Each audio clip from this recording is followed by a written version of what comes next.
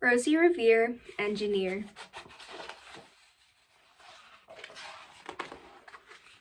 This is the story of Rosie Revere, who dreamed of becoming a great engineer. In Little Ger's classroom at Blue River Creek, young Rosie sat shyly, not daring to speak. But when no one saw her, she peeked in the trash for treasures to add to her engineer's stash, and late at night, Rosie rolled up her sleeves and built in her hideaway under the eaves. Alone in her attic, the moon high above, dear Rosie made gadgets and gizmos she loved, and when she grew sleepy, she hid her machines far under the bed where they'd never be seen. When Rosie was young, she had not been so shy. She worked with her hair swooping over one eye and made fine inventions for uncles and aunts, a hot dog dispenser and helium pants.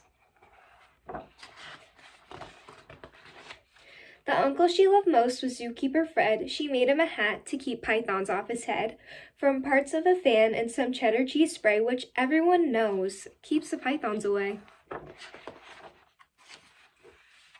And when it was finished, young Rosie was proud, but Friend slapped his knee, and he chuckled out loud. He laughed till he wheezed, and his eyes filled with tears, all to the horror of Rosie Revere, who stood there embarrassed, perplexed, and dismayed. She looked at the cheese hat and then looked away.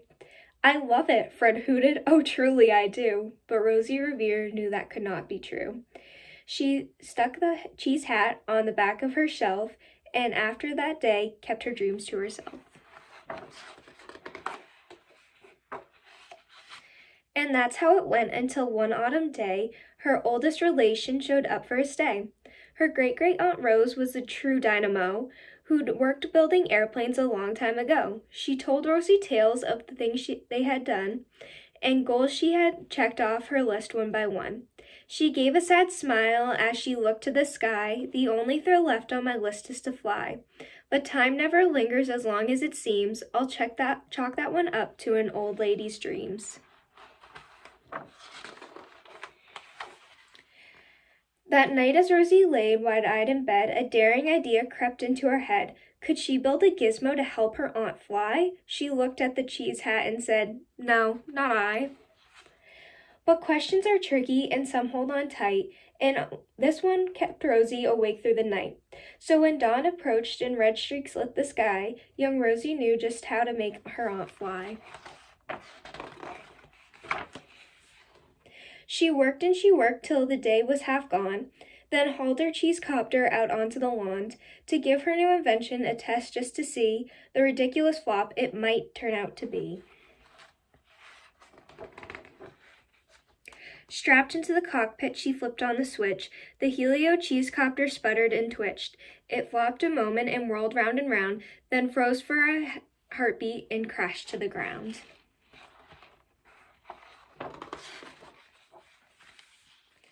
Then Rosie heard laughter and turned round to see the old woman laughing and slapping her knee. She laughed till she wheezed and her eyes filled with tears, all to the horror of Rosie Revere. "Oh no, never, not ever again will I try to build something to sputter or spin, or build with a lever, a switch, or a gear, and never will I be a great engineer."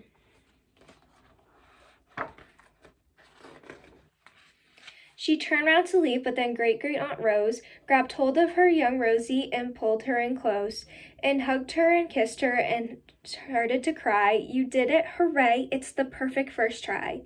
This great flop is over, it's time for the next." Young Rosie was baffled, embarrassed, perplexed. "I failed," she said, "dear Rosie, it's just made of trash. Didn't you see it? The cheese copter crashed." "Yes," said her great-aunt, "it crashed, that is true, but first it did just what it needed to do. Before it crashed, Rosie, before that, it flew."